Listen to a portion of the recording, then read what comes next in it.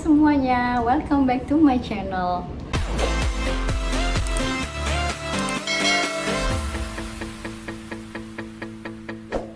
Kesempatan kali ini aku mau sharing sama kalian mengenai hospital bag. Jadi di hospital bag itu nggak cuma bawaan-bawaan yang diperlukan oleh ibu aja, tapi juga untuk ayah dan juga untuk si bayi yang udah kita lahirkan nanti. Mari kita bahas keperluan apa aja yang diperluin sama seorang ibu. Pertama itu pembalut. Pembalutnya itu khusus yang untuk habis melahirkan ya, yang besar dia. Yang kedua itu underwear. Nah, kita bawa aja beberapa underwear karena kita nggak tahu berapa lama kita harus stay di hospital. Yang ketiga, kita bawa sarung, daster atau piyama. Yang keempat itu bra untuk menyusui. Yang kelima, breastpad atau nipple cream. Jadi fungsinya itu apa?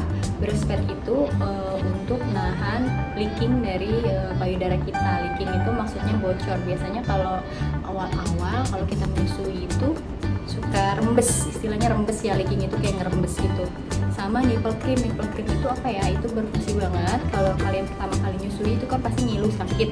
Nah, untuk mempercepat rasa ngilunya itu hilang, biasanya habis kita nyusuin kita olesin si nipple creamnya itu di putingnya biar nggak lecet atau lecetnya nggak lama-lama. 6, ini yang penting banget menurut aku, yaitu korset atau bengkung. Nah, aku itu setelah melahirkan pakai korset dan bengkung ini kurang lebih 1 bulan, dan menurut aku itu kurang lama karena itu ngebantu banget buat ngembaliin postur tubuh, terutama bagian perut kita supaya nggak ngewer-ngewer habis melahirkan. Yang ketujuh itu ada peralatan mandi.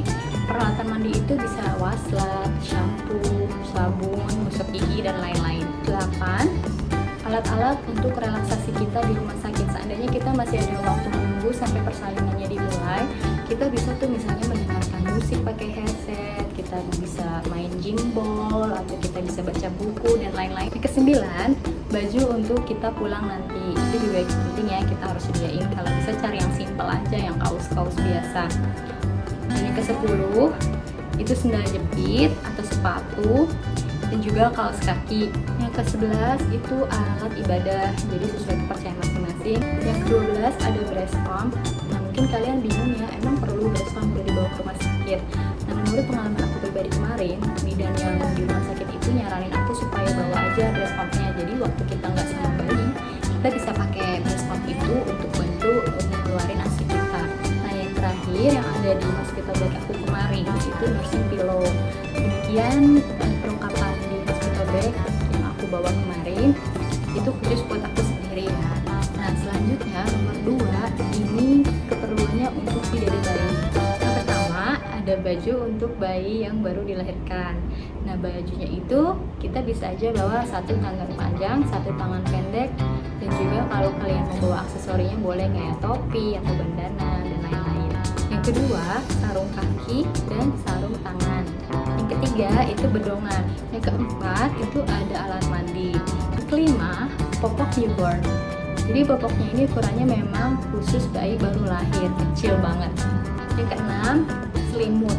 Sediain aja 1 selimut ya buat jaga-jaga, misalnya nanti kalau ruangannya terlalu dingin atau apa, kita bisa pakai selimut. Yang ketujuh, jangan lupa surat tanda lahir dari rumah sakit. Kalian harus minta tolong suami untuk tanyakan ini ke rumah sakit biar nggak lupa. Jadi sebelum pulang kita harus tanya ke rumah sakit apakah surat tanda lahir bisa langsung diambil atau bagaimana prosedurnya. 8, ini khusus bayi perempuan, kita harus pikir ini apakah kita mau masangin antinya langsung di rumah sakit setelah dia dilahirkan, atau kita mau kembali lagi nanti setelah beberapa bulan berikutnya. Nah, jadi kalau kalian mau langsung disuntik, jangan lupa bawa antinya ya. Oke, nah yang tadi aku sebutin itu untuk si bayi. Berikutnya kita bahas tentang apa aja yang harus dibawa di hospital bag untuk ayah. Yang pertama, charger handphone. Ini jangan sampai lupa, karena kalau kita lupa bawa charger, handphone kita mati, kita jadi bingung buat menghubungi keluarga atau teman yang lain. Yang kedua, yaitu bantal. Nah, buat jaga-jaga aja, takutnya di rumah sakit kita nggak bisa pinjam bantal, kita udah bawa sendiri dari rumah. Selain bantal, kita juga jangan lupa bawa alat mandi khusus si papa, misalnya gosok gigi, sabun, shampoo. Yang ketiga ini ada baju ganti dan selimut. Kita kan juga juga nggak tahu berapa lama kita harus stay di hospital. Jadi siapin aja misalnya 2 atau 3 baju ganti dan juga selimut untuk tidur di malam hari. Nah, nomor 4 menurut aku sih penting gak penting ya, yaitu kipas manual. Nah, kayak kemarin aku waktu proses mau melahirkan itu perasaan tuh panas banget, padahal ruangan tuh udah dingin.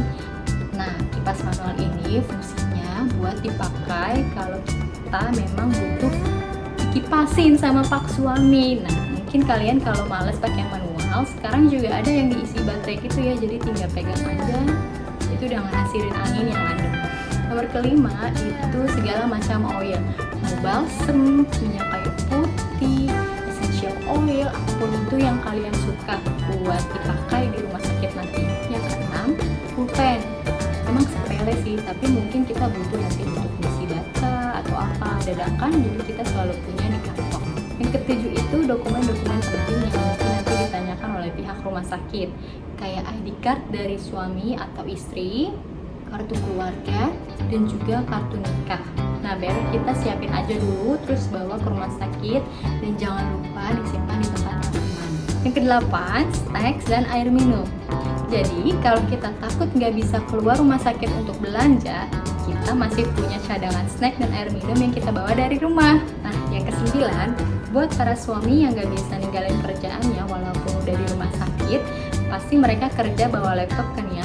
Jangan lupa chargerannya juga dibawa, dan juga peralatan lain yang kira-kira dibutuhkan buat kerja dari rumah sakit. Oke teman-teman, jadi sekian informasi yang bisa saya berikan berdasarkan pengalaman pribadi kemarin. Mohon maaf kalau ada salah-salah kata atau kekurangan. Jangan lupa di like videonya, subscribe buat kalian yang belum subscribe, supaya aku makin semangat bikin video-video buat kalian. Sampai ketemu lagi di video berikutnya, dah.